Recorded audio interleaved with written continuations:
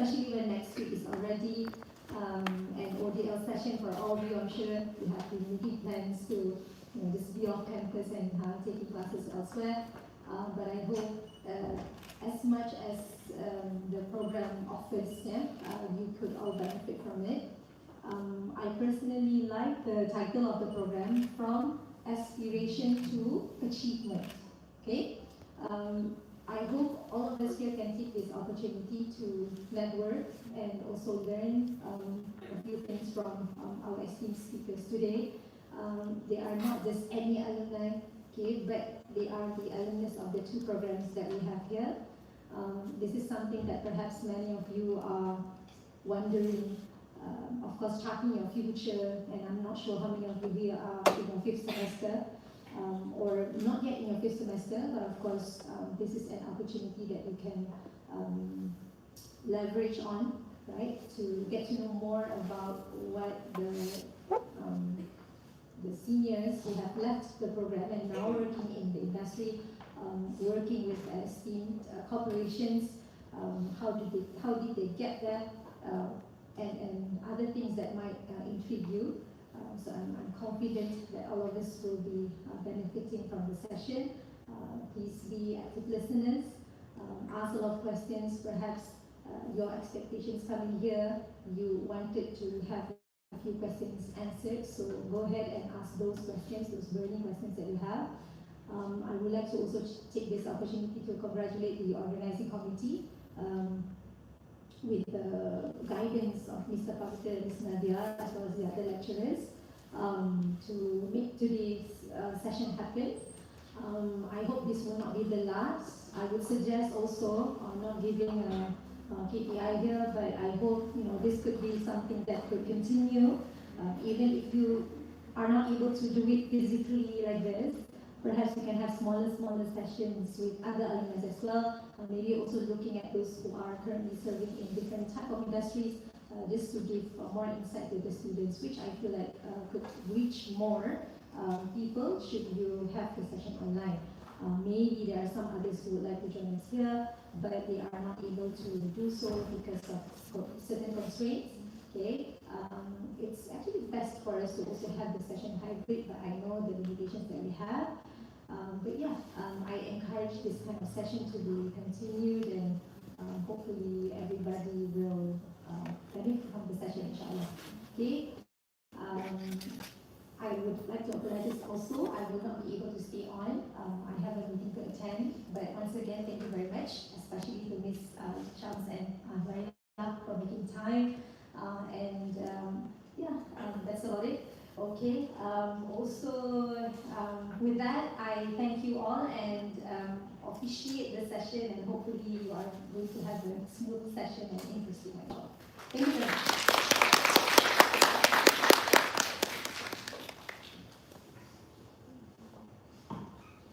Thank you very much to Yang Bersaha, Dr. Shamini Turiman, for the impactful and uplifting words, as well as your support for this program. And now, ladies and gentlemen, the moment we've all been eagerly anticipating. It is time for the main highlights of today's program, the forum entitled From Aspiration to Achievement, Bridging the Career Journey. This session will inspire and guide us in navigating the path from our dreams. Whether you are still exploring your career options or already have a plan in mind, this is the perfect opportunity to gain real-world perspectives and practical advice from those who have successfully bridged the gap between education and employment.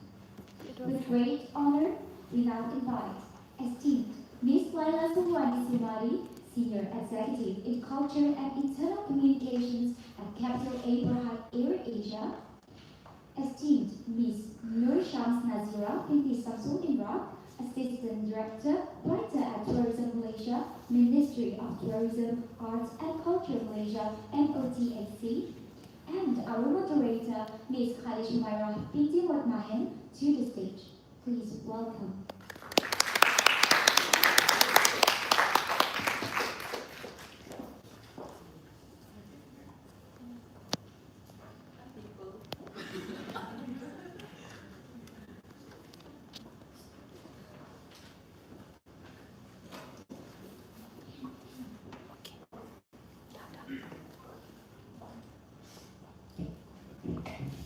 check. 1, 2, 3. All right.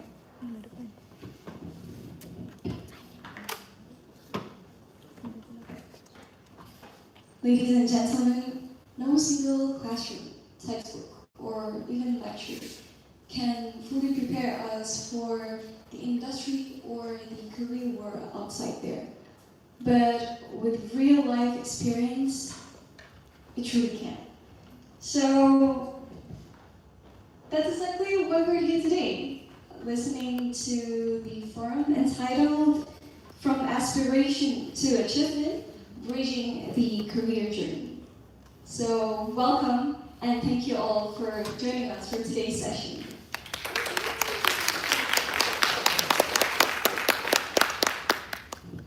I am Kalish Umaira, and I am honored to serve you as your moderator for today's session.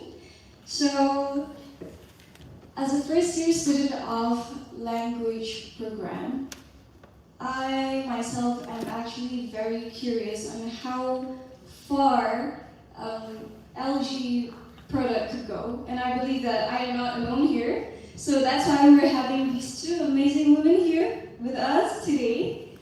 Who would share the journey throughout their career and maybe from their study journey too. So let me introduce both of them. The first one we have Laila Sulmani Binti Sumadi, a graduate of LG 240 and currently the Employee Engagement and Internal Communications Air Asia. And the next one we have Noor Shams Nazira Binti Shamsul Imrak, who is a graduate of LG 243 and currently working as the Assistant Director, Writer of the Corporate Communications Division, Tourism Malaysia, Ministry of Tourism, Arts and Culture.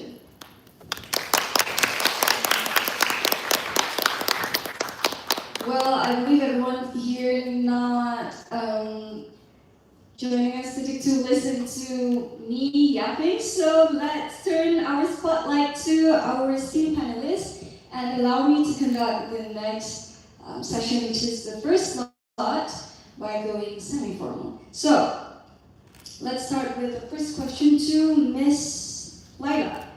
All right, so Miss Laila, hello. Okay, okay.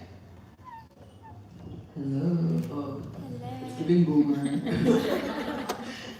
Okay, so Miss Laila, can you please share your journey from being an English faculty student to your current careers? Like, do you think this language program, or basically English for professional or intercultural communication program, was the right choice for all of us here? All right. Okay. Well, to start off, it's definitely the right choice. I mean, just to tell you all a little bit about my story, I was in EPC, LG 240, so I was a COVID graduate, unfortunately. So I spent, I think, 3 semesters in campus, and then the next following 3 semesters off online, right? So during that time, I was also the president of Apples as well. Is there anyone from Apples here? Yeah. I was the first female Apple president, guys.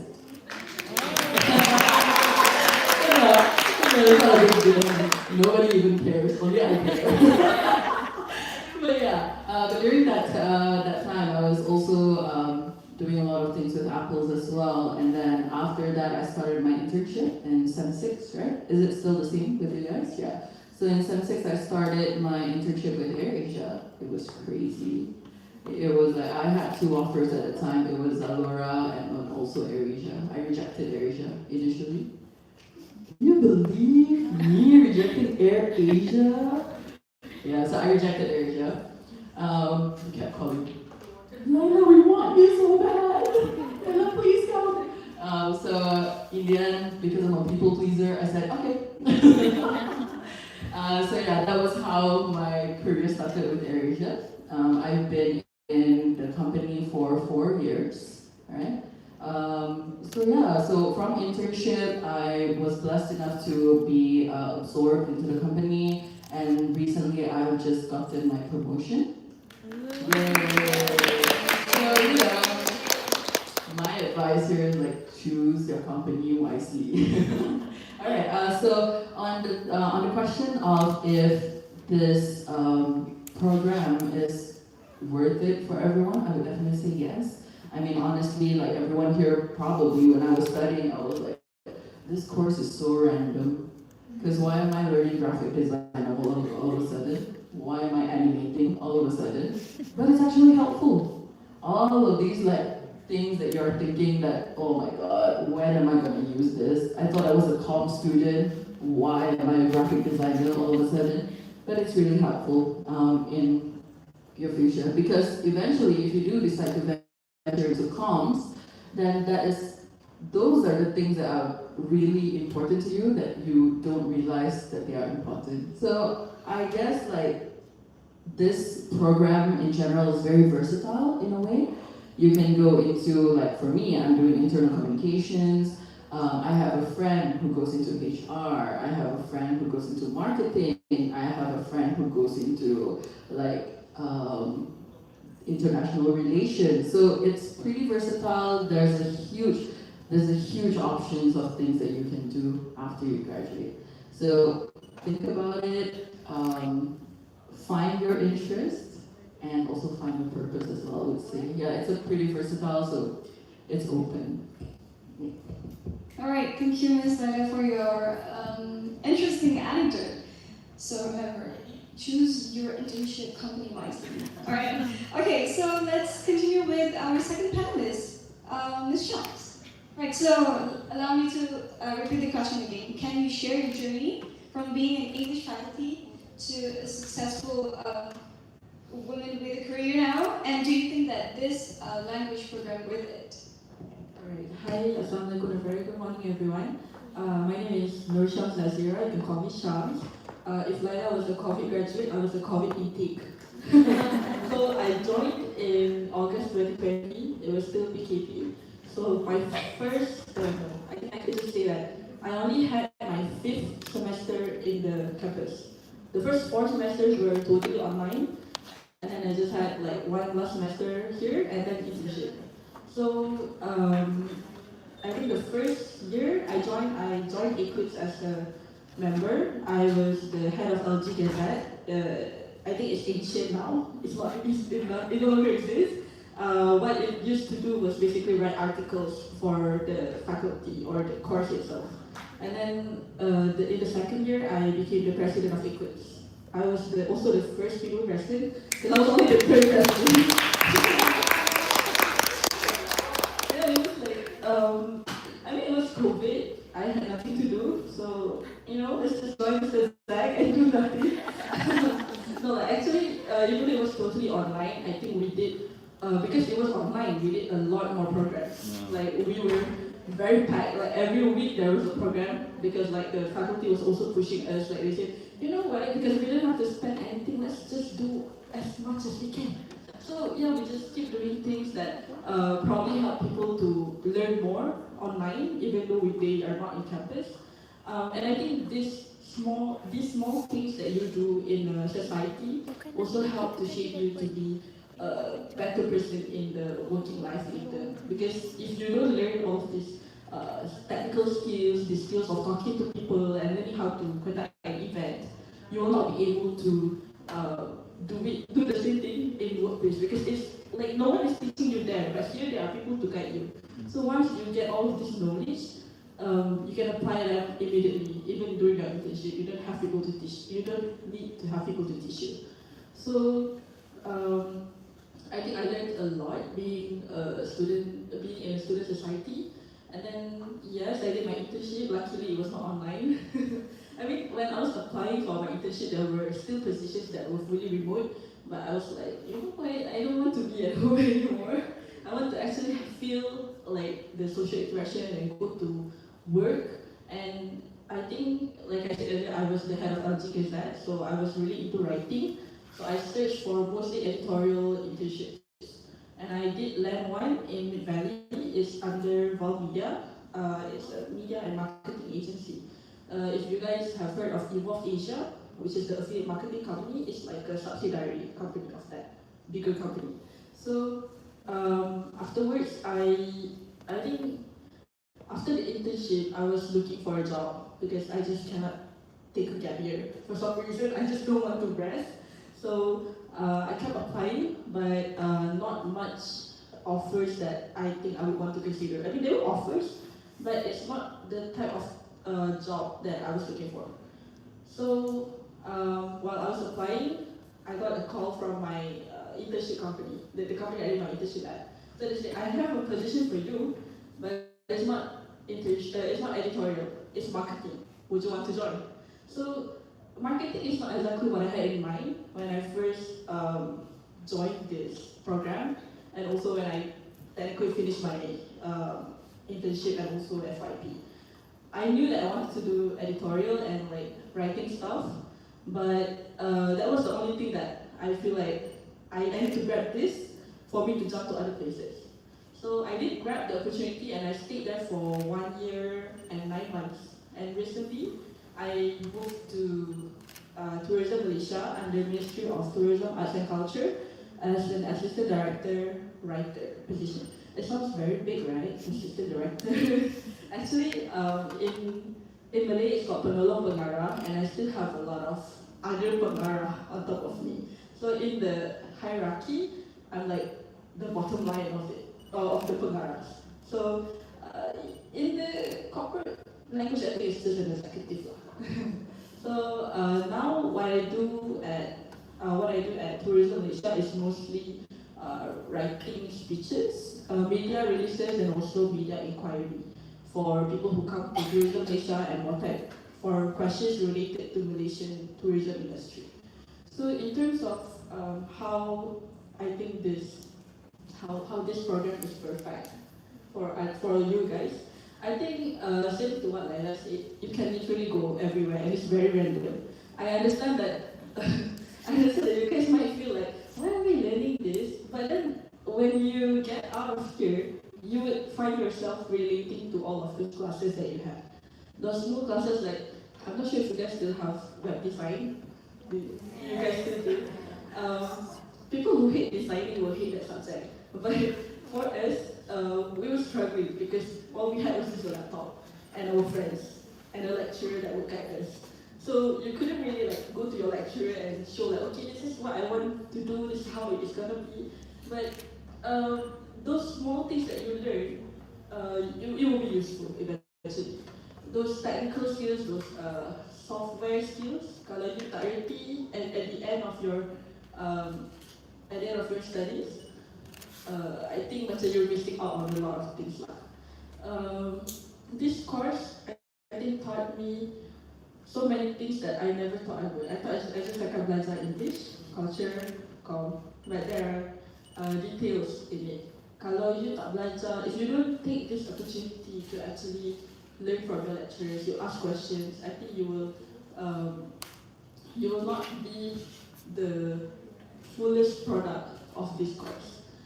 It is the perfect course. I think just like how LG240 is very versatile, it's the same for LG243. I think, how do I say this? Sorry. If you are interested in bridging communication between people, LG243 is the perfect one for you. Because my other friends are working in HR, in corporate communication, some of them are working in embassy. So this course will be the perfect one if you are looking to connect with more people from different cultures. So yeah, that would be it for me.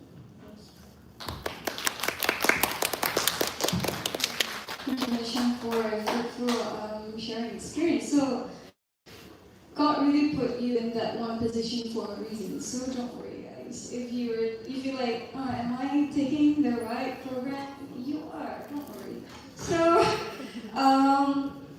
speaking about skills, just now both of the panelists mentioned on why do we need to learn on like web design and stuff. So speaking about that, which skills and what subjects from your English program previously have been most valuable in your career? And are there any skills that had to develop after the graduation?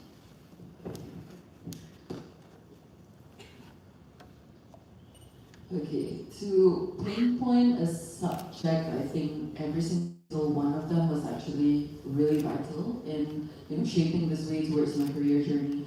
But I would actually say, well, what's the subject called where you do all the web design and all the graphics thing? Elang, yeah, I think. Boo.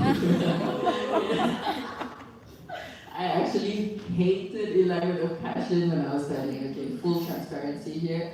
But it actually appeared to be one of the most helpful things as I embarked on my career journey, right? Because in my career journey, I do a little bit of designing, I do a little bit of production, I do a little bit of broadcasting and this and that, and all of those things actually was, taught in Elang as well. Okay, but aside from the subjects, I think being a part of a student society really helped a lot, especially in my career path, because the things that I do is mostly events, stakeholder management, just talking to people in general.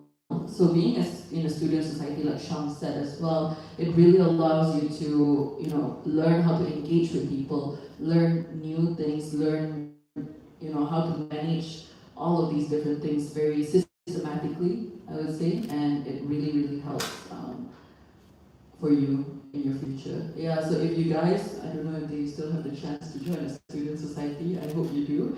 So if you do have the chance, then I guess try to join something and learn something during your studying years, because you might not realize it, but in the future, these soft skills are super, super, super important for you to, advance in your career as well. Okay, I think that's all. Thank you, Ms. Laila. How about you, Shams? For EIC, I'm not sure if EIC has Tata Bahasa Melayu. Yeah, we had, do you guys still have that? Is it hard? Haven't started yet. Okay, so I think this is specifically for my current career, my current job, where I'm writing speeches in Malay as well. It's very hard to change what is said in English into Malay, the translation skills, and also the Zach is agreeing with me. So like the way you say something is very different. You can't just say like today we have esteemed guests with us who will be giving us a fruitful session in Malay.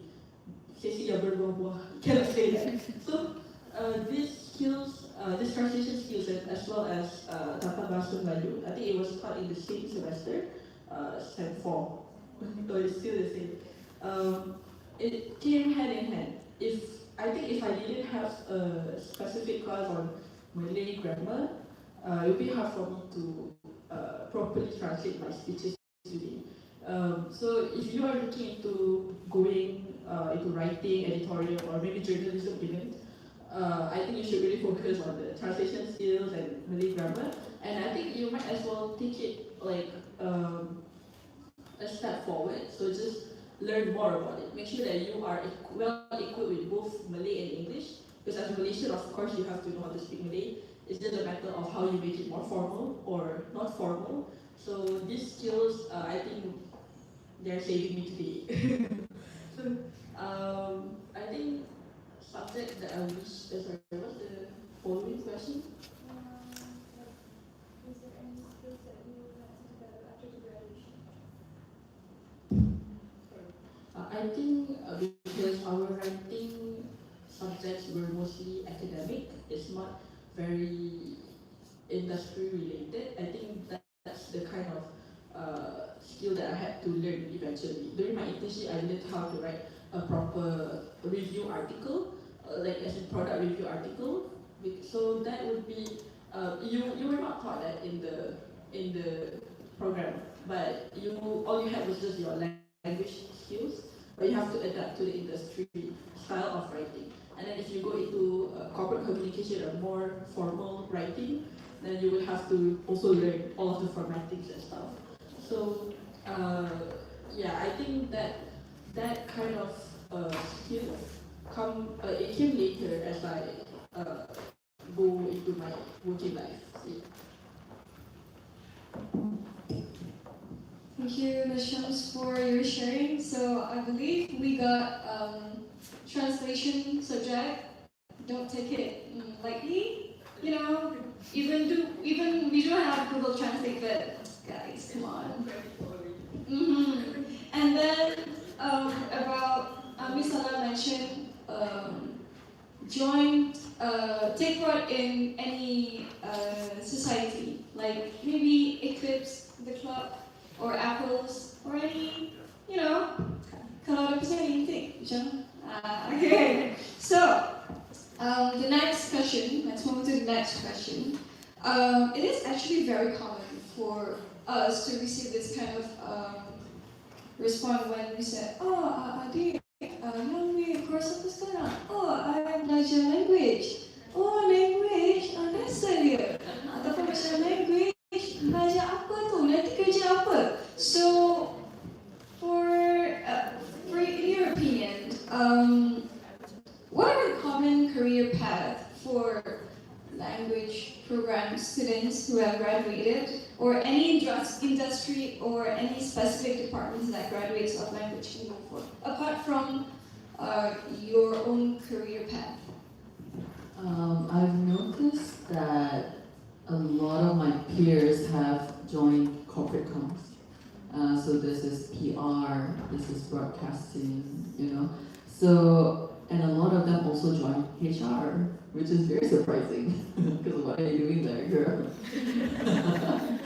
But yeah, surprisingly, that is the main two paths that I'm aware of. Also marketing. So there are three things: corporate comms, PR, HR, and also marketing. A lot of them actually join marketing as well, especially with the rise of social media nowadays. And I'm sure a lot of you Gen Zs, even though I'm Gen Z as well, are very well versed in handling social media and understanding better how the platform management works than Instagram itself, for example, right?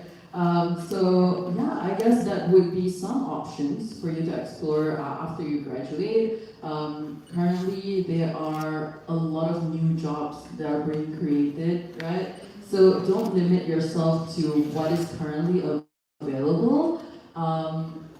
Think of what can sustain you in the future, and also doing what you like as well at the same time. Yeah, I think that's all for me.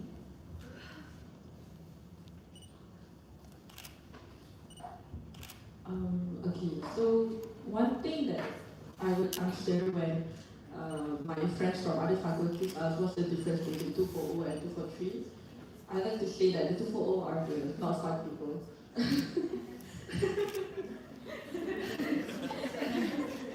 True. You thought I was gonna beg to differ, but it's actually really true. They're actually fine, but we are a lot more fun. We are very corporate. Yeah, like the things that they learn is not as dynamic as ours in a way, because they are very textbook English professional communication. So I think for my in terms of EIC, I think my experience as e-commerce executive previously is also one of the examples of things you can be after you finish your studies. So do you guys know what e-commerce marketing is? No? Do you know e-commerce? Okay, so you guys shop on Shopee and TikTok. Okay. So you know the people that you see doing live stream, all of the flashes you see, so that is e-commerce marketing. Part of it, obviously. So I worked in e-commerce marketing for 1 year and 9 months. So I was involved a lot with all of the skills that you guys see, the 12, the 11. So I would be going home at like 12:30 midnight, because like you guys will be shopping from 8 p.m. to 12 a.m., right? So 12 a.m. is where the voucher drops. So I'll go home at 12:30. So this was, I think, a great opportunity for a great opportunity for me to learn throughout the almost 2 years. You get to learn how to talk to your clients, basically the sellers. So what we do as an agency is we help the sellers to set up their stores and we make sure that their items are selling.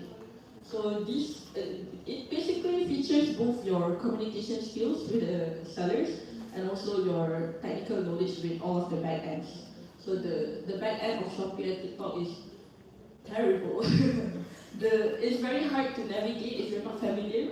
So these skills are the things that you learn over time. For e-commerce marketing, they are taking a lot of fresh grads because they know that fresh grads are eager to learn. And their pay is, I would say, not bad. But I will let you know that the range is between 3.5 to 4.5K per month. So don't get underpaid. Make sure that you can at least 3.5 or the lowest you can go is like 3.2. So I know a few people that work in e-commerce. I think from my batch, there are about 3-4 people working there. So there are a lot of agencies, there are a lot of also in-house brands that are looking for e-commerce executives. So if you are young, you are not really concerned with your work-life balance, but you just want money, you can go there. Because I did that for like, I basically sold my soul to the company for like 1 year and 5 months, call it a day. But then that actually built me to be a much more, I got to manage my time much better. So that's just one of it, because I feel like not many people know about e-commerce marketing. So that's like one of the things that you can go into if you are looking for something new. So yeah, that would be one of it. Alright, thank you both Ms. Laila and Ms. Shams for the insightful input. So I guess it's just that go for anything that you're interested with. But I would say, hold on, what was it about to say? I would say make sure that it's the right thing and you think that you can do it. And you can aim for something higher. Don't just go for something common. Oh, my friend graduated from LG 240, she went for HR. Maybe I'll do this thing too. I mean, you can go for being and you can work with diplomacy. You can dream high, dream big, girl. Okay? Alright, so on to the next question. When you first started applying your job, what was the expectation, or I would say the reaction of your employers? Like, what is exactly English for intercultural or professional communication? How do you like explain it to them? Very tough question. Yeah, usually you just say that. Oh, that's a very tough question. Well, the easiest way that I've explained to them is that it's just learning communications. And then they're like, but we all communicate. Why do you need to study that? So I do explain to them that there are different components of communication. There's cultural communication, there's linguistics, there's freaking syntax. So, yeah, oh my god. So we all live the same life, even after 5-6 years. But yeah, that is basically how you explain it to people. Language is not just like one ball of a thing. It's actually like it's a tree with like different branches of different things, right? So you need to fully understand that to be able to explain that to them.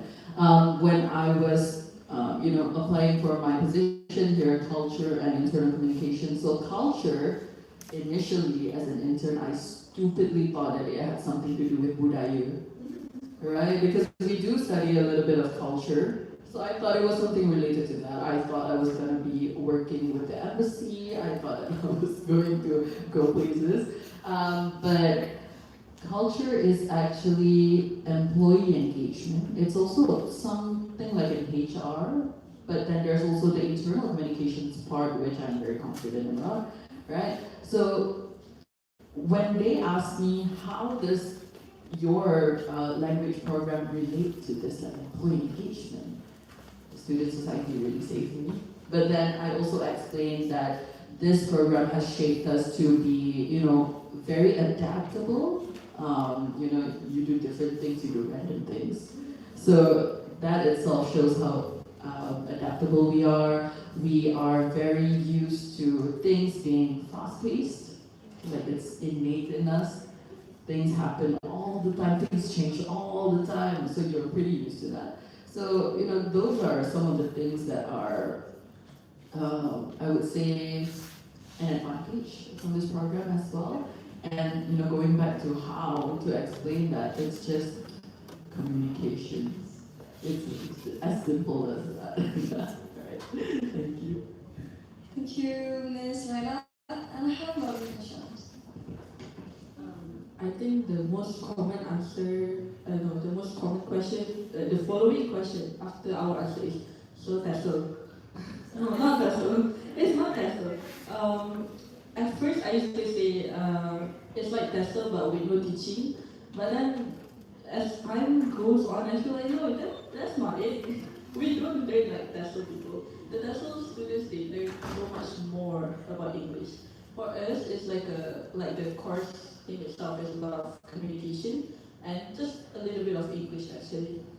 Just a little bit. Are you guys still scared of the syntax, like phonetics? Fine, it's not that hard.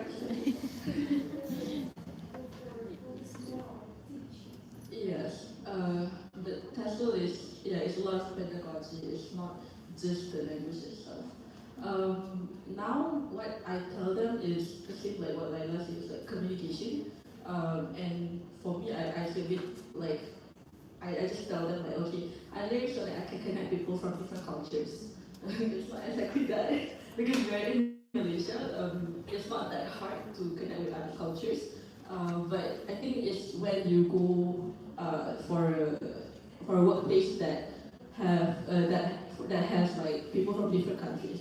So like in my previous company, I work with people who were either not Malaysian who can't speak Malay, and also bananas. So like Chinese who can't speak Chinese. So I think so. The main language of communication was English. So talking to people who are not Malaysian is not very easy. Sometimes there are cultural differences, there are language barriers because they might not be very fluent, or they are very fluent that even you feel like you're not speaking good English. So what I tell them is just that they nurture us to be able to talk to people in English, whether they are good or not good, and basically we just learn not to judge other people's English. So yeah, that's the easiest way to say that. We just learn not to judge other people's English, and we just talk to people in English. I agree with that as well. Yeah, because English is such an important language that connects people from all around the world. So when you meet Cambodians, when you meet Indonesians, right, sometimes they really speak to you like, food, makan, right? So then you also, like Sham said, you also feel like you don't speak good English. But then there is that this program has sort of like groomed you into being able to make them feel like they can speak English as well. So I think that's a really great point there. Yeah. Okay. Cool. Alright, thank you for both of you. So, yeah, having to learn English is not something that is actually, what do you actually learn in language? English? Okay. Communication? Okay, we do communicate every day. But you don't have the opportunity outside because learning English and learning about culture is basically something that we practice every day. But learning it in detail, like Ms. Laila said, it actually helped us in groom us for a better version of ourselves. Because we are actually facing the current world that have a lot of people from different culture. So, by maybe learning it from the book, maybe we could understand people more. We can understand the correct usage of language in more depth. So yeah. All right, so on to the last question, I believe. Can both of you share the biggest challenge or like the setback that you faced in your career and how it helped you to grow professionally? Okay. Are you ready for some trauma dumping? So I always tell this to people whenever they ask me about like the biggest setback. So there was a time, AirAsia, right? AirAsia was going through a really tough time coming out of COVID. During COVID, we didn't fly, so that was like 5 billion revenue down to 0. So the company did not have any money. This stays between us. Okay, but anyways, at the time, the company was super shaky. A lot of people were being laid off, and a lot of people resigned as well. Okay, so when I joined the company as an intern, I had around 5 team members. Right, I was so excited. Oh, happy family, blah blah blah blah blah. And then the moment that I finished my internship, 3 of them resigned. So the only people that were left in the team was my head and also me. The freaking intern, fresh graduate, who suddenly has to carry the task of 3 different managers. So in a way, that was traumatizing because I was such a fresh graduate. I was like, imagine like a baby turtle that just came out, and then suddenly they're like, hey, build the strategy of the group now. Imagine, right? So while that was traumatizing, I also think that it's such a pivotal moment for me because that was the moment that I could prove that, hey, even a fresh graduate can do like 3 managers' jobs. Okay, I led the overhaul of the global program on myself because there were no other people who could guide me. It was just me and my head, and she's so busy, right? And then I introduced a bunch of broadcasting programs to enhance our internal communications. We launched a new internal platform for everyone to use, and I did that all on my own, like barely 6 months into joining the company. So remember how I said about adaptability and being used to a fast-paced environment, right? So yeah, I guess that trauma. I hate calling it the trauma, like capital the trauma. Right, but I guess these setbacks, when you experience it, you will inevitably don't let it scare you, right? You will inevitably face a challenge or a setback where you feel like, oh my god, life is over. But it's not. Life goes on, and then what's important is that you take how do you say it? Yeah, something along the process. And like, there's a silver lining to everything, basically. Yeah. Okay. Did I answer your question? I feel like I yapped too much. Yeah, okay. I love that. Alright, so like I said earlier, I sold my soul to the company for like one year. Yes, I do not recommend that. So, like when I say it, like when you're facing it, it's like everything is over, I'm done, everyone is done. But I think the biggest setback of working in an agency is lack of manpower. So in agency companies, it's very, very fast paced. Like, you know where I'm working right now, right? So it's like if this one is like on the slowest part, it's on the other, the other spectrum, where it's very, very fast. Very, very fast. So like, what you guys are doing right now is your assignments, where it's non-stop. When it's like week 14, you're like, So that is preparing you for the work life. It's very, very fast paced. Everything has a deadline and everything has to be done end of today. By 12 a.m. is too nice. People will give you at 5 p.m. So the agency life, a lot of agencies I know, including the one that I worked at previously, they are transitioning into AI first company. So they put AI first before human. So this one is just an advice for you guys lah. AI usage is it should be an assistant. It shouldn't be your main focus when you're doing work. It shouldn't be like the only source of information. So now that many companies are moving into AI first companies, you guys should make sure that you guys are equipped with the AI skills. Either that, or if you feel like that doesn't align with your values, then you might need to prepare to leave lah.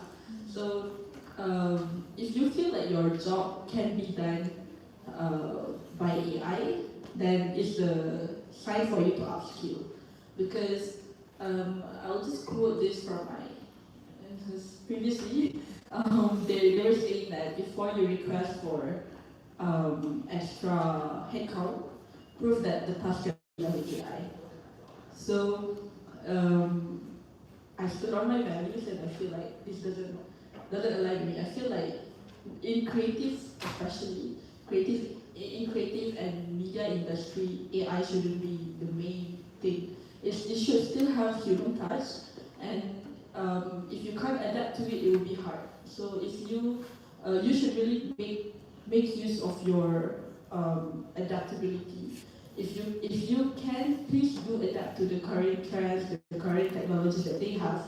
Upskill yourself so that you know what to do when companies are changing. It's changing every 2-3 years. So many things are coming out. So if you don't keep yourself up with the trend, then you're gonna be left behind. So make sure that you know what's going on in the industry. Maybe not now, but as you go into your internship, then you try to get as much insight as you can from your colleagues as well. So yeah.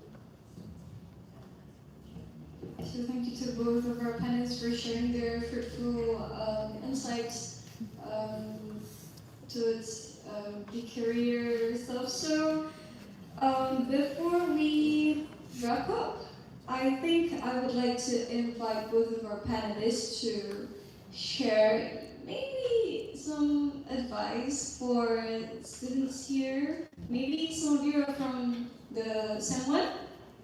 Can I see a hand? Sem 4, alright. Sem 2, me, Sem 3, Sem 4, Sem 5. Sem 5, okay, change here. Sem 5. Okay, and then, so Sem 5 is like the next semester is going to be your internship. All the best. And yeah, it's a great move that you came here today. Alright. Okay, so I think maybe we have our panelists to share their, what did I say just now? Advice to our students. And maybe to those who really want to extend their journey to the career path. Okay, before that, can I just see how many of you are from 240 and how many of you are from 243? 240. Aww. My babies. 243? Oh, damn. I know. This is the thing. It's been this way since like forever. Every time I see eclipse people, I'm like, damn. Actually, do you know that we do have other students from the other faculties? Really? Right? Is We do, there anyone right? from the other faculties? From which faculty? Computer science? Ah!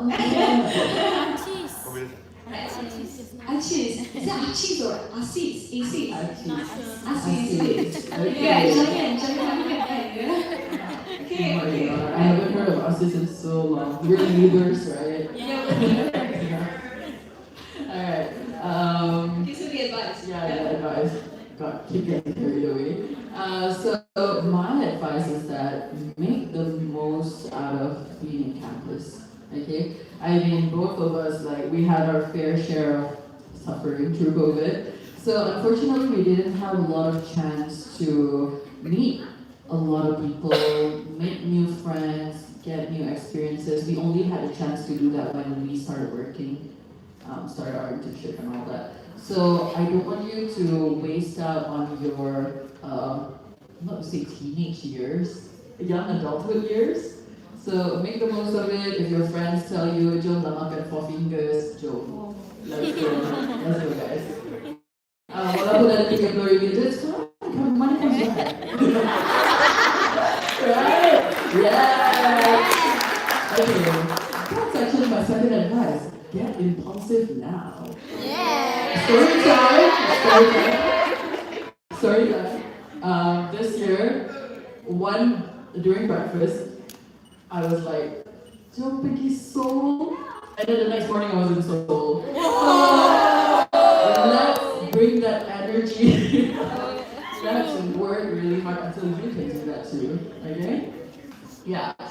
So anyways, have lots of fun, but make sure you chart your journey very well as well. Okay, please take your time to think about what you want to do next.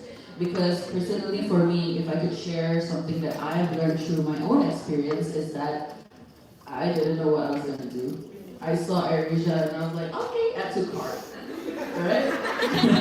Add to cart and check out. But thankfully it turned out to be something that I really love doing. But since you still have a chance to chart your path very carefully and find what you actually love from what you're studying now or what you see other people doing. If you want to be an influencer, go ahead, girl. They pay more than corporate, right? So yeah, so that's all my advice from here. And also, don't limit yourself to what you know. Okay, like for example, Sham said, companies are becoming AI first. A lot of companies are doing that, even construction companies, guys, for God's sake, right? So make sure you try and do your research on what jobs that are available that the AI cannot do, that you can do instead, and also upskill yourself as well. Find things that you know that not a lot of other people can do. You have to be. Unfortunately, it's too much pressure, I know, but you have to be special now, right? Okay, yeah, that's from me. I think I agree with Laila where you should really make full use of your time in campus. Because like for my friends and I, every time we go to Shala, we're like, and when I'm back in Chicago. It's just one semester, but it feels like a breakout. So use all of the time you have here, have fun, but make sure you know when to submit your assignments. Please do not be free riders. Please. Because we have a lot of written assignments, guys. Your friends cannot write for you. Please. And don't use AI to fully write it, okay? I graduated with AI. I mean, it's not wrong, but don't fully depend on it, okay?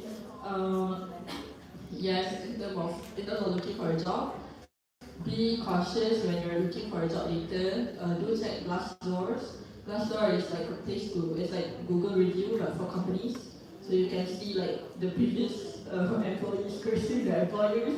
So you can, from there you can gauge whether the company is good or not, whether they prioritize their interns or not. Because sometimes some companies take interns for the sake of taking interns and also for the sake of exploiting you guys. So make sure you do your research. Try to connect with people on LinkedIn. If you are looking for an internship placement, maybe you can connect with people who are working at the place that you are applying to. And you can ask them like what's the culture like there. So this simple networking will help you along. Yeah, I think just have fun, guys. It's okay. Just enjoy it. It's actually fun. So enjoy it. Yeah, I think that would be it for me. Just enjoy your study life and be a responsible student. That's it. And also adding on to the internship tips part, don't beat yourself up if you don't get into like a huge company immediately. Sometimes you have to start somewhere, sometimes you start big, right? And also make sure you are paid. Okay? My KPI for you, get 1,000 ringgit. Right. Get 1,000 ringgit, and then when you start working as a fresh graduate, get 3.5 or more. Right? Yeah. Okay, that's my KPI. I'll hear back from you next week. Or in about 3 years. Alright, so at the end of the day, the future won't wait for us, and neither do we. and do something that maybe you don't feel like, I don't feel like I can do this, but actually once you step in that circle, that journey, nanti you akan cakap balik dekat the perfect version of yourself. Oh, actually, I can do it. Even I can do better than my friends. So trust yourself, because only you yang tahu, yang kenal siapa diri. Alright, yeah, gitu. So I'm Khalid Shumara, and it's been a pleasure moderating today's Career Talk Forum. A big thank you to our amazing women, our amazing panelists, Laila and Shams, for sharing their inspiring stories and tips. And thank you to all of you for joining us for today's session. So before we wrap up the first slot, please forgive any shortcomings on my part, and let's keep the energy going as we are about to continue with the second slot, which is a Q&A session from the floor. All right, thank you everyone. Okay, so on to the next slot, which is the Q&A slot. If you do have questions to ask, you may raise your hand, and we will give you the microphone, because kena cakap dengan microphone sebab kita nak when the panelists give the answer, the rest of you boleh dengar balik apa soalan yang your friend asked tadi. So dia macam, sekejap tadi soalan dia apa? Kita tak nak macam tu. Jadi kita cakap dengan mic, okay? Alright, so do you have any question? Alright, so wait. I give you the mic.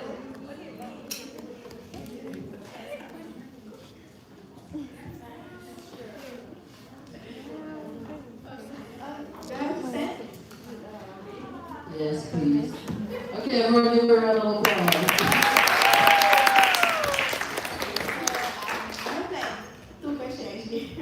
But they're the same.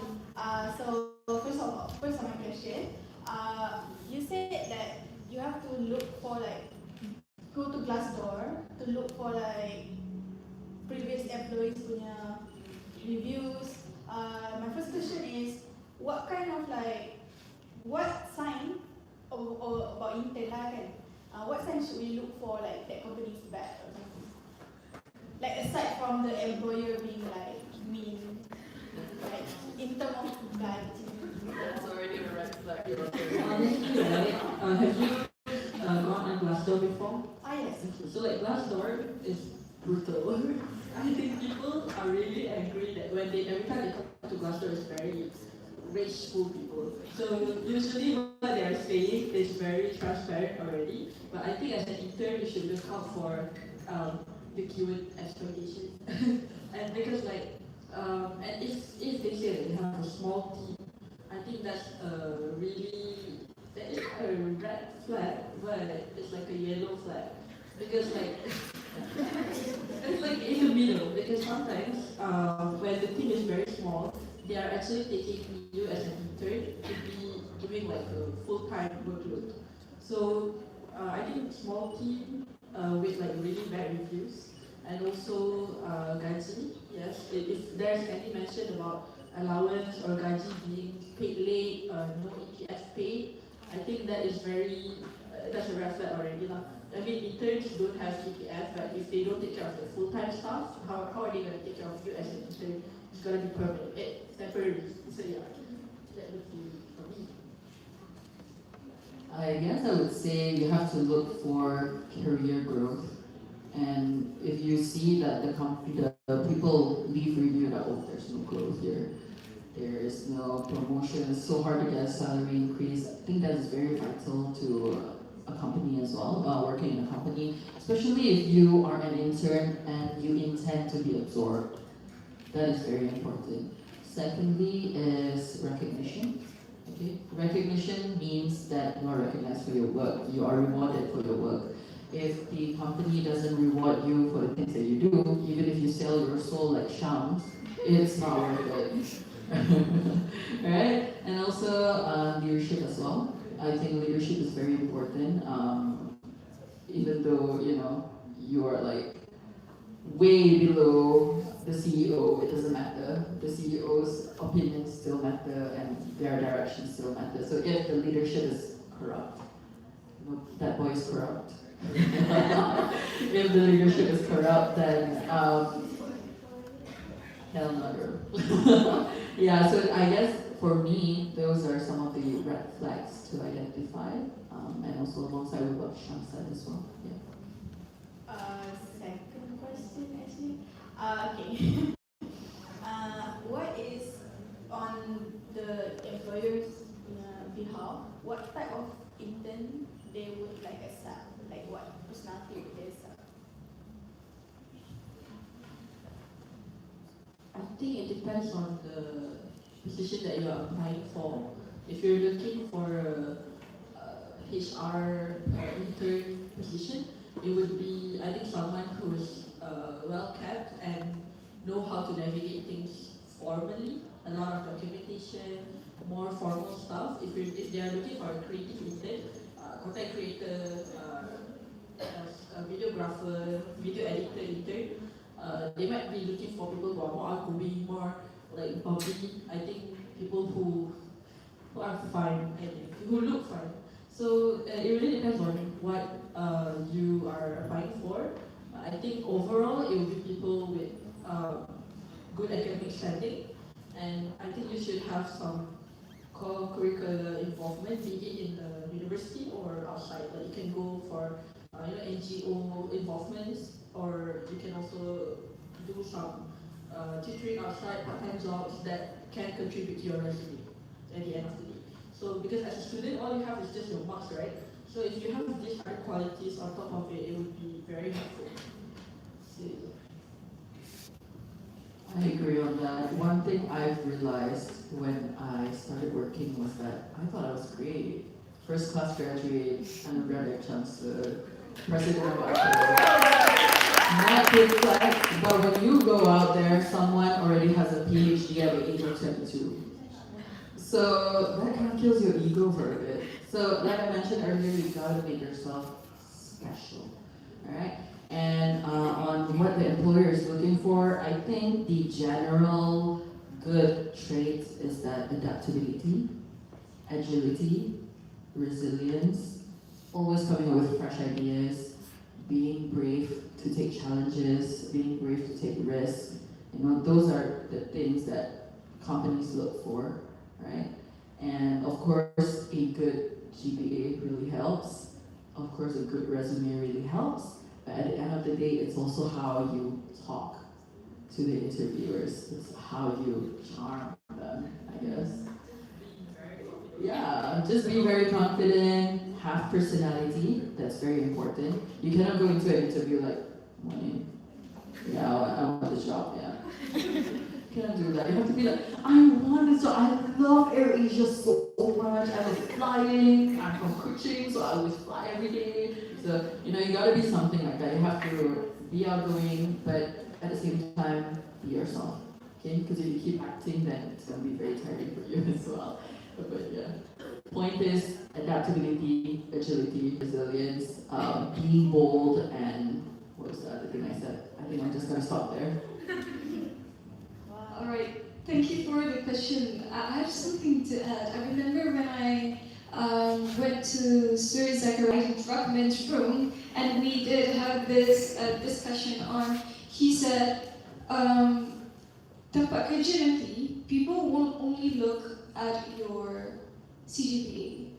People will also consider your resume. So you would graduate with 3.8 and dapat A and C. But if the company see your resume kosong, very boring, they will consider take other calon yang grade with 3.9, 3.8 or same GPA as CGPA as you, but have a great resume, better than yours. So yeah, betul. And betul, I agree on Ms. Nada said, it's how you persuade others. That's why we learn communication, guys. That's fun. Yeah. All right. So we're open to another question from the floor. Okay, can you give the mic to her?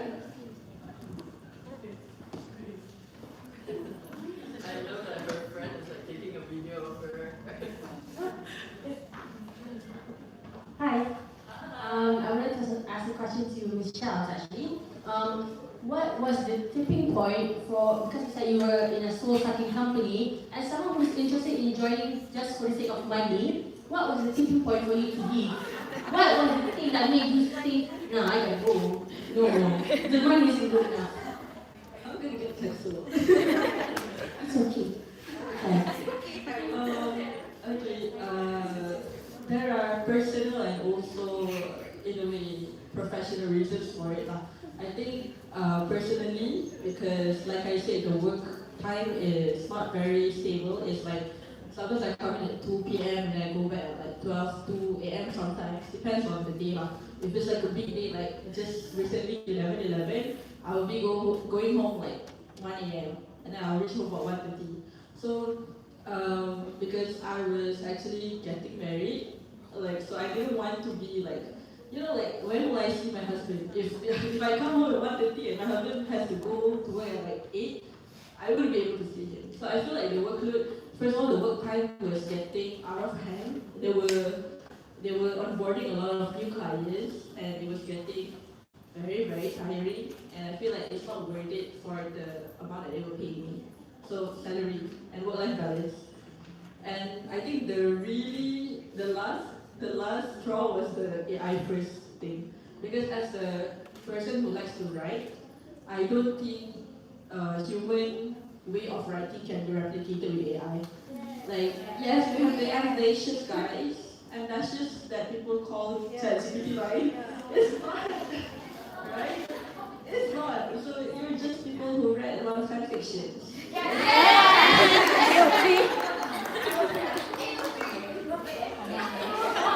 Expose this sendiri Okay. A lot of authors here. I feel like it's not fair to compare my capability with AI. And the sentence, like, if you are requesting for an extra headcount, proof that a task cannot be done with AI was really hurtful to me, because we're like dying here. We're really having things like filled to the brim, and you want us to like prove something that cannot be done with AI. I don't think that aligns with my value. So that's how I decided to leave. So if you feel like it doesn't, if you feel like it's not for you, it's a time for you to leave. If every day it makes it so hard for you to get out of bed to go to work, leave.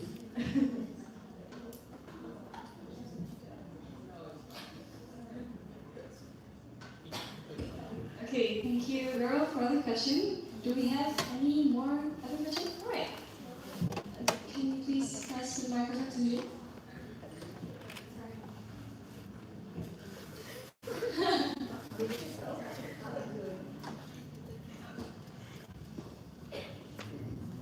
Hello.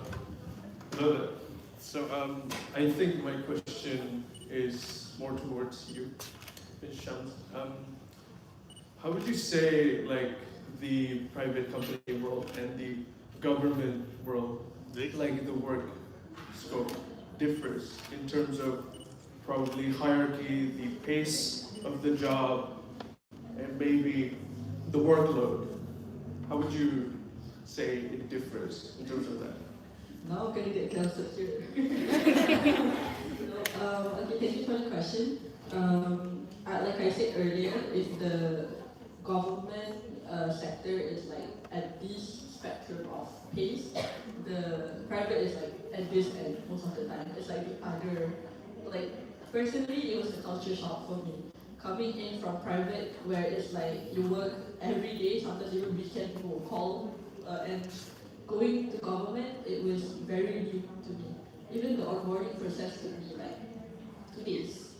So it was very slow pace, and if you guys take HR as like introduction to HR for your elective, you would know that tall organizations and like low organizations, short organizations like agencies, you can just complete your task and it's done.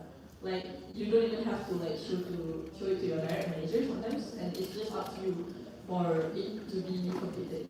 But in the government sector, the organization is very tall.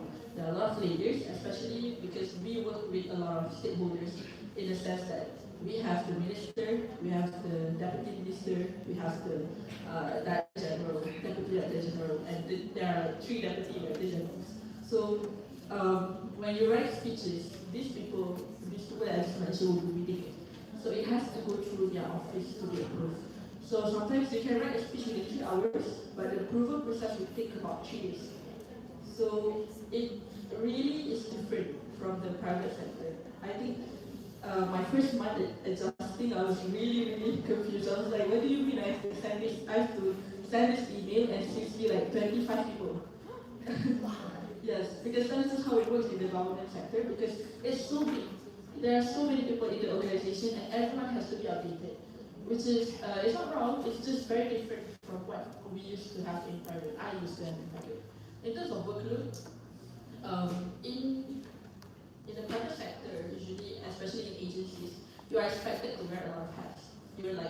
You're especially in creative, you're the videographer, you're the video editor, you're the people who post it online, you're the people who boost it with ads.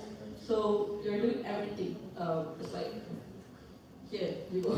But for government, it's like everyone has their own function. So, for example, as a writer, I can write by the input I will have to get from other divisions. So I don't know all of the data, I don't have these numbers. I'll have to contact these people to get their input. So because the organization is so big, you will have to connect with other people, but the workload is less because it's like being done by a lot of people at the same time. So the workload now is so much better, the work-life balance is so much better, but it's not as fulfilling as I thought it would be. So if you crave for busyness, and if you are a workaholic, you want to sell your soul to a company, it would be hard to adjust in the government sector. I hope that answers the question. Yeah. Am I allowed a follow-up question? Right, okay. So the follow-up question is for both of you, I think. Is it worth it to pursue an internship in a government body? Like, I've heard a lot of instances where the government, is this live? The government does not pay interns. They expect you to be trying to do this in a way that won't get cancelled. Free labor, basically. So basically, is it worth it in the long run to start off internships at government instead of going to private? I have never had any government experience at all, but my mom works in the government sector and she does take interns as well. So I guess in a way it all depends on which department or ministry that you're going for. Like I know for sure that Ministry of Health pays their intern, but I'm not sure about what that. Yeah, but of course the pay itself couldn't compare to any private companies, of course. So if you're expecting to do it for the money, like the girl at the back is now, then yes, we love money, girl. Yes. I don't think that it is the best choice. However, it's also worth exploring if you are interested to go down that path for the rest of your life. I do hear that career progression is very slow in the government sector. So again, if you're hungry for like success, or if you just want to chill life, if you want to chill life, then go ahead to government. But if you are a workaholic who doesn't mind selling your soul to the company, or like not date anyone like me, but make it up with like going to 8 different countries in a year, then go ahead for the private sector. Shams, I think you would have more experience with the government sector, yeah. I have like 2 months experience. But I think I forgot to answer your question on the pay. Is different from what because like for government, right, it doesn't account of your existing experiences. They will start from their lowest rate of payment. So like if the starting is like something, so you start there. You don't get to demand anything. So my job right now is a downgrade, a salary downgrade from my previous one, but I'm trading it for the sake of time and distance, because now I live 10 minutes away from the office. compared to like previously I had to rent for like 1 hour and a half in the morning. So it's very it's very tiring. So in terms of getting an internship at the ministry or the government agencies, I think like my dad said, it depends on whether or not you want to dedicate your life there. Personally, I don't think you should start slow.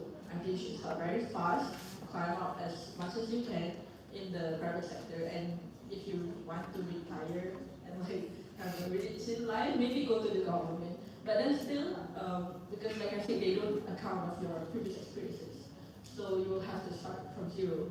So it's either you start early and then eventually grow and become like the people that you don't want to be in the sector. You could. So now it's true that the career progression in government is quite slow because there are a lot of people. There are still people who are waiting for the time to retire, like pension. So I think, but then now I think there are a lot of Gen Zs, younger people in the ministry. It's basically rotating one eventually. Maybe we'll wait for another 10, 15 years. So it really is up to what you want to do. Okay. All right. Thank you so much. Thank you for the question and thank you for the insightful input. So yes, we do have a girl up there.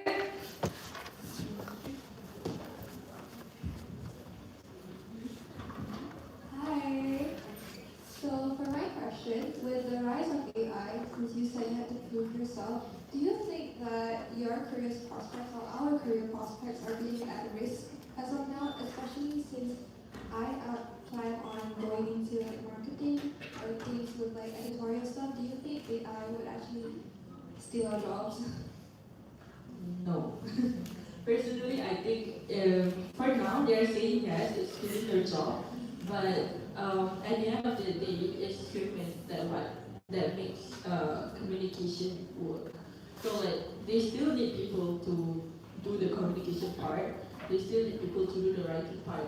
They will not be able to fully replace you with AI, and even if they do, the result is terrible. It's very terrible. If you read through it, it's like you know you can do so much better. So my advice to you is to make sure that you know you can do better than AI. I don't think it's at risk right now. Not just editorial, but also other stuff like marketing. They will still need a human touch because like I think if you look at brands these days, their damage control is very very human. Like you know the recent case of Zeus, where like the Zeus was like splashed with coffee. Their damage control has to be human. Like that cannot be AI. So that kind of human touch is what the corporations need these days. So you will not be able, they will not be able to replace you. You'll be fine. Just make sure that you know your thing. Okay, thank you. I also have something to add to that. I think in terms if you are going into marketing or branding for that matter, I think you should be fine. Because if there's one thing that companies care more about than money, is their personal branding and their personal image as well. So in order to keep that specialty, in order to keep that difference from the rest of the industry, for example, they need humans to make them appear different than the others. Because, for example, if you use AI for everything, then everyone becomes the same, right? Everyone has those hyphens, everyone has like the same type of font that they generate in AI languages nowadays. Yeah, random emojis, like wow, what's the point? So marketing is actually, I think, is a really great path to go down to. I don't think it will be taken over by AI. Thank you. Alright, thank you for the question. Do we have, yeah, okay, we do have this one girl in white shawl.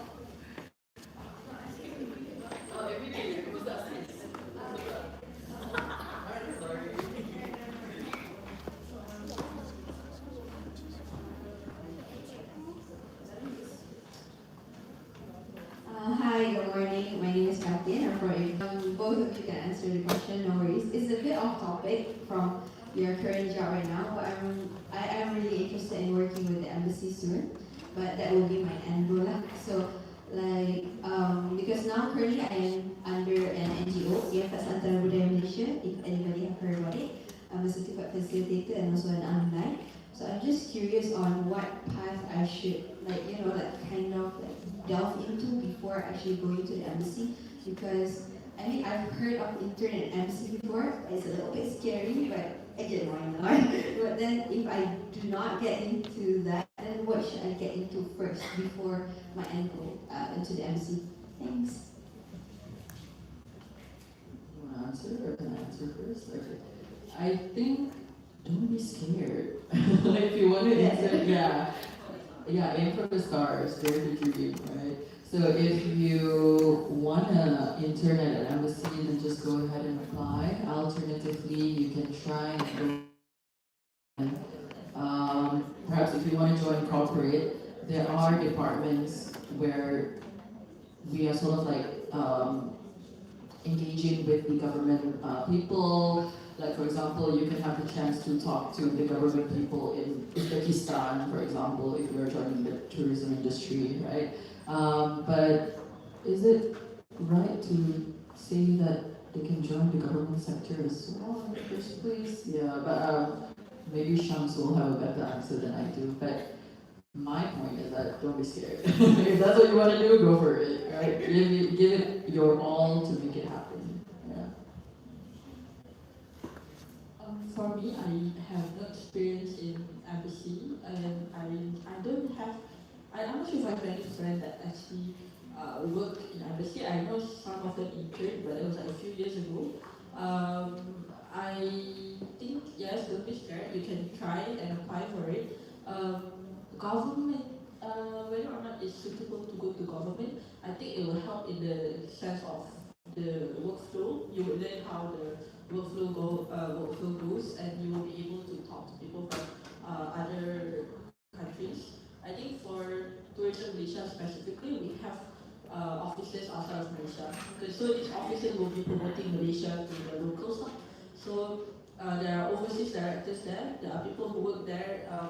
They are not exactly in the embassy, but they usually work together with the embassy to make it happen. So sometimes they share the same office as the embassies of Malaysia out there. So maybe Tourism Malaysia could also be a starting point if you are interested. I'm not sure how to get into embassy exactly, but it could be a good starting point. Thank you. Another question per se, because I'm interested in tourism as well, specifically like hotel management and whatnot. If first day I were to open my mind to intern there, what job would I, what do I do? Is it like HR or counter registration kind of thing? You mean internship at tourism? Yeah, tourism or hotel management per se. Yeah. I'm not sure about hotel management, but for hotel management, I think there were some alumni, also like your seniors, who went for internship at the hotel next to ICT, Doubletree. Yeah, so they did corporate management, I believe. So that could also be helpful in the sense that you will be talking with, let's say there are big delegations coming in, that could be one of your job scopes. I think they also work as reception sometimes. So you talk to guests that could be Malaysian or non-Malaysian. For Tourism Malaysia, for my division specifically, Corporate Communications Division, we have a few units. We have media and editorial, so people who write and also people who talk to the media. And then PR unit, so PR unit usually liaise with people who are within the tourism industry. And then the industry unit, the other way around. Industry unit, people who work with people within the tourism industry, and then PR unit, people who liaise with people outside of the tourism industry. So so far, I think interns they will be joining meetings with all of the brands that they're collaborating with. So like for next year, we have Visit Malaysia year 2026. So So it's very big for Tourism Malaysia. We are working so hard to get like brand collaborations. So recently they launched a collaboration with Bus Bear Coffee. So there are more local brands that they are talking with. So that is one of the job scopes that I think when you join the industry or PR, you need to be talking nicely with brands. If you join the media editorial, you need to be talking with the media, the journalists, the news outlets. So it depends on you what you want to do. If you want to go to embassy, you can. Alright, thank you. Thank you for the question and the input. So, since this is a sharing session, typical college, I would love to make myself as a panelist as well, since it's a Q&A session. So I have something to share too. So like Miss Laila, she mentioned about the don't be scared, just go for it. And then Miss Shams mentioned on don't worry if you need to start from the bottom, it's okay. And then I would like to add, I think that a good networking helps you a lot because it works for me. Back in my diploma days, I barely joined or contributed in activities like society that related to society, something like this. And what do we call kalau kita join macam volunteering. Volunteering is very good, especially for networking, because sometimes kan kita tak tahu, kita jumpa orang tu, and then sometimes that people macam, this person has the capability to do this thing lah. Maybe I can ambil you for the next job. I have this job macam tu. So don't be afraid to try new things, guys. Go for volunteering. If you're able to do anything that needs you to associate with this society, go for it. Kita tak tahu chance kita. That's like could be your opportunity, open chance for you. Cik, if you're feeling Paris, can I moderate? Alright. So we're open for one more question from the floor. Do we have? Okay. Can we please let her have a mic? Thank you.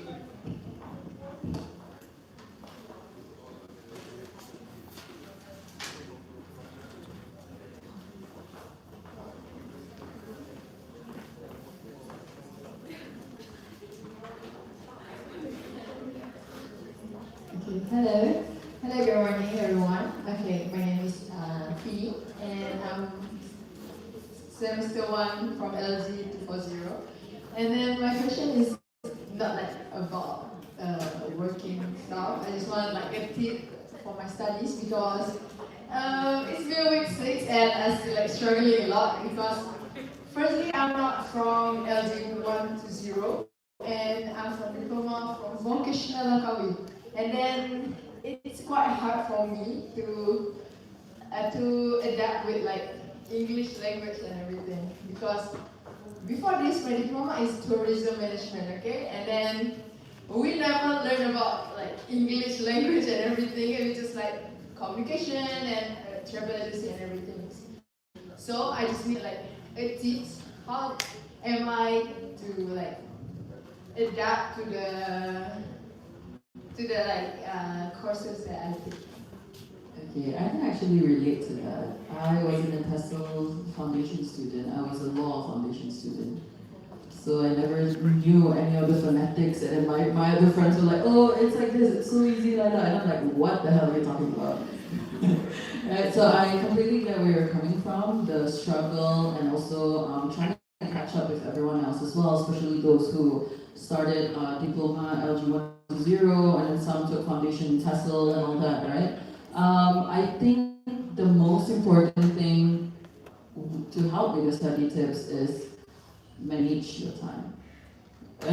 She's already laughing, I know that's hard. Alright, manage your time, make sure you get your priorities straight. Alright, I think that's very important. Don't procrastinate. I did that too. Once upon a time, I submitted my assignments 3 days late. And then I got a B or a C for it. No, I got a B for it. So That's the most important thing, to not procrastinate. If you know that your assignment is like 3 weeks later, you have literally 21 days to complete it. So yeah, make sure you know your priorities. Make sure you try to love what you're studying, right? Even though I know it's hard, even though I know it's new, I think it's very important to find things that are interesting to you. Like, oh, I didn't know like language has like trees and like calculations and all that. Yeah, for example, yeah. So I think like finding that interesting thing that shocks me is fun. So just try to make studying as fun as possible. I think that's like my whole advice this whole time. Just have fun. Right? Yeah, you'll be fine. Okay, I think Shams has a better answer. Okay, hi. I think this is a really hot question that I received previously. That I did a video on LGBT poetry and everyone just come flocking in and say like, oh, I have some tips to do this and this. So like what Laila said, time management is really really important. Like for me personally, because I was a COVID intake, my bed was next to me. It was either my assignment or the bed. So what I did with my other group mates, usually, we make sure that we do it like the working people, 8 to 5. So you want to have fun, you have fun at night. So for the time that you have like the gaps in between your classes, that's when you do your assignments. So try to set your schedule to be like that so that you can have study and life balance. I know that having fun in the campus is so much more tempting. You can still have fun, but time management is really important. And I also want to touch on consulting the lecturers. I think you guys should really, really traumatize your lecturers with this. For every single session that they open up for you guys, that's the reason. Because they know you guys will have questions, but you guys choose to ask at the end of the day. You guys choose to ask like 2 days before submission that you want to ask a question. So don't do that. Try to, every time they open up a consultation session, go and show whatever you have. Make sure you are prepared to show something. Because this is the only place where you can do work and be scrutinized by people who are supervising you. Because in work life, no one's going to do that. Unless you get micromanagers. But most of the time, please make sure that you talk to your lecturers, you ask questions. No question is a stupid question. So just ask and make sure you understand fully what you are doing in your assignments. Especially if you have no background in English or language, it's gonna be hard, right? So there are terms that you'll be like, what do you mean? What do you mean I have to do something like this? So this is where you ask your friends who have backgrounds in English and also language, and also your lecturers, because your lecturers know best. Make sure you ask questions. Don't be scared to ask. Just ask. You'll be okay, girl. Don't worry. Our program is basically known for not having any final. So actually, that's a privilege for us. But you have to learn how to and know how to manage your life basically wisely. Is that what you guys? Is that why you guys came here? Because there's no finals. Were you guys tuned into that? I mean, like when I went for the open day in the jail, like they were actually saying, "Oh, there's no finals," and I was so excited. And now, here you are. It's fine. You'll be fine. It's okay. Yeah, no calculation. Yeah, spirit. Kasi nanti science ko, mana jangan dia chat sendiri. Okay, so I think that will be the last question. And I think that's the end of our second slot, which is the Q&A session, and the end of the first and the second slot. So thank you all for contributing.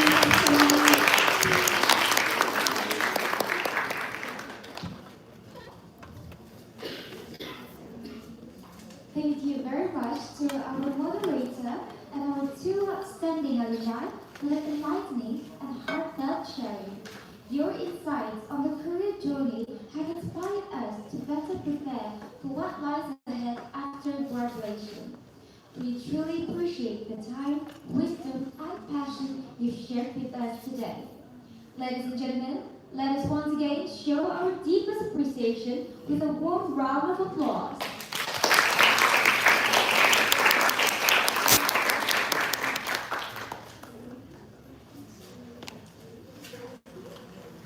Now, before we end, we would like to invite everyone to join us for a group photography session.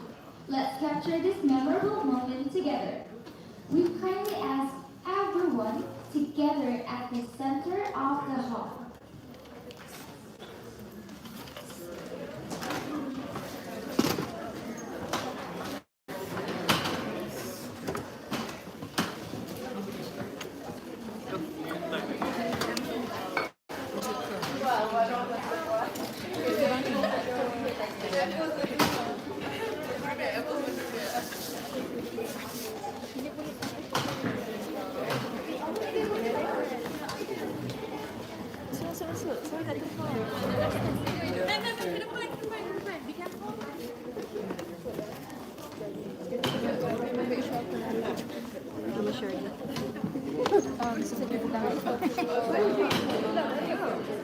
Boleh post tak? Tak boleh. Tengok, cuba tengok komen. Macam saya. Saya tengok juga tadi. Kak Lisa, nampak aku kan? Nampak kan? Lisa nampak tak? Hai madam. Hai madam. Nampak je. Yes. No, CTU. Yes, sejuk. Sejuk.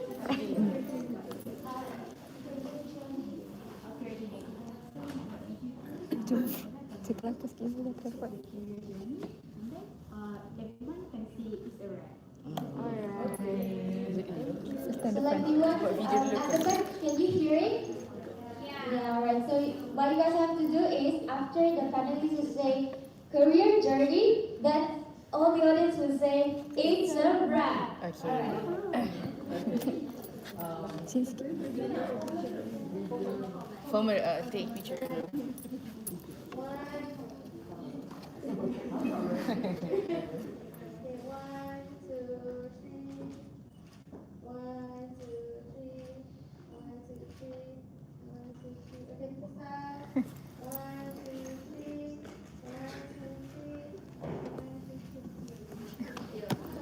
Alright.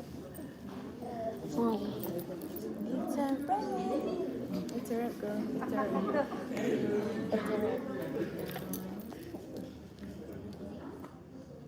Yes. Can get a count? 1, 2, 3. Career journey. It's a wrap! Is it? Thank you.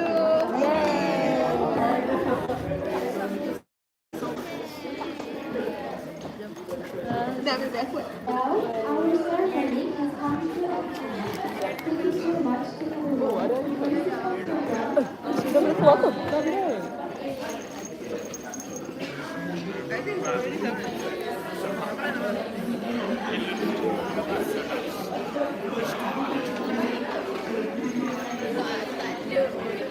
Everyone, so like before we end our program, so I will let you guys to stand on your artifact form and fill it in, okay? Ni stay left ni. Attention to all students. The QR code that we Attention, I repeat to all students. The QR code for the feedback form and the e-learning of this program will be presented on the screen. Please ensure you fill out the form and scan the e-learning code to receive your e-learning. Please use your student account to fill out the form. Before leaving the hall, kindly check and make sure that no track of personal belongings are left behind. Thank you very much for your cooperation and have a pleasant afternoon. Macam mana nak scan? So for your information, these feedback forms may be showing for like 2 to 3 minutes. from this, okay? Make sure you guys isi after you already send the Mary. Okay? So isi dulu. It's just a simple question. Sabar ya.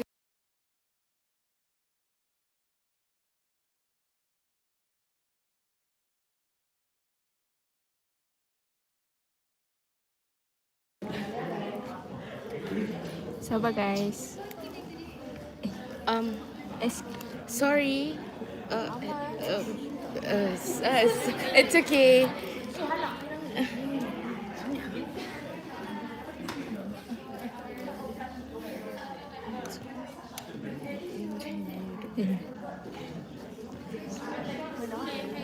Swimming.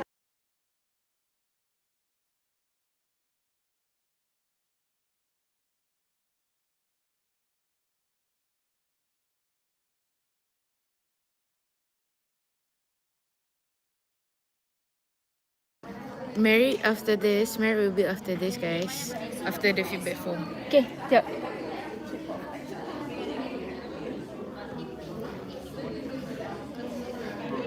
Also for the participants and the executives and the VIPs, the panelists, actually we still have a lot of brackets. We have the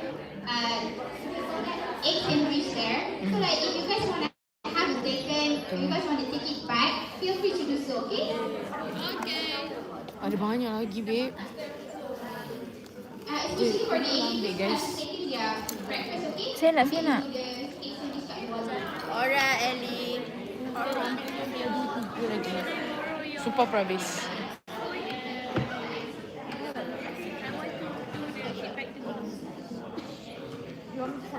Aku cadangan. Phone dia tengah live. Dia kan influencer. Okay, nobody gets the joke.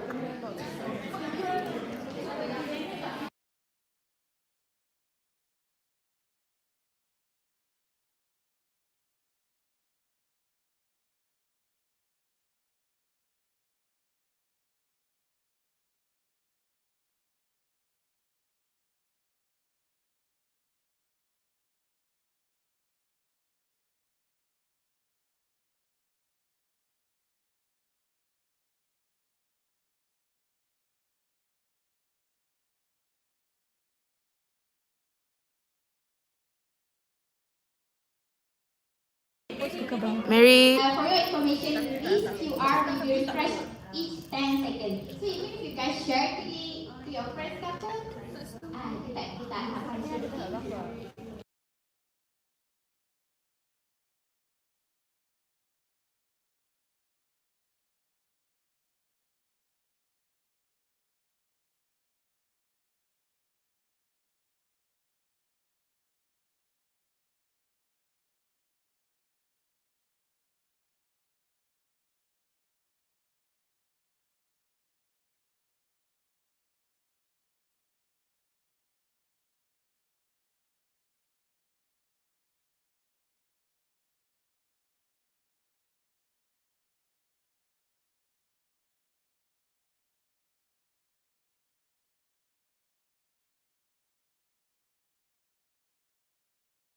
Kejap je guys.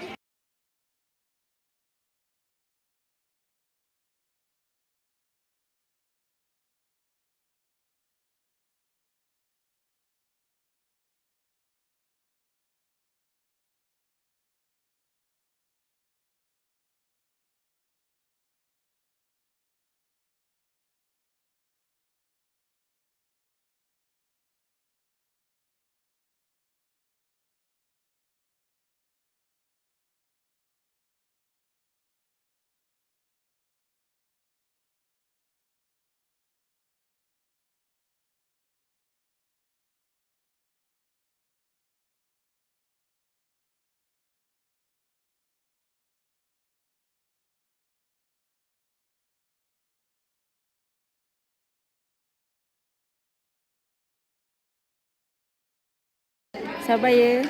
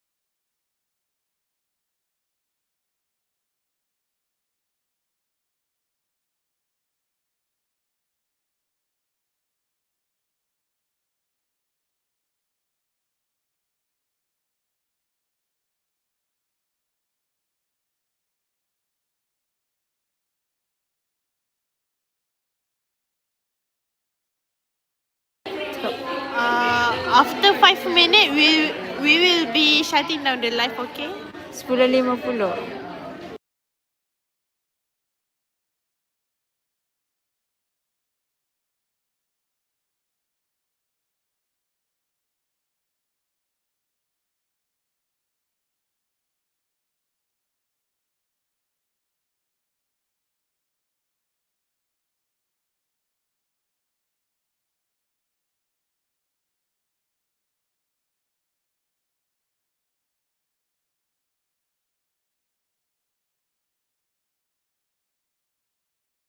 Lagi 3 minutes.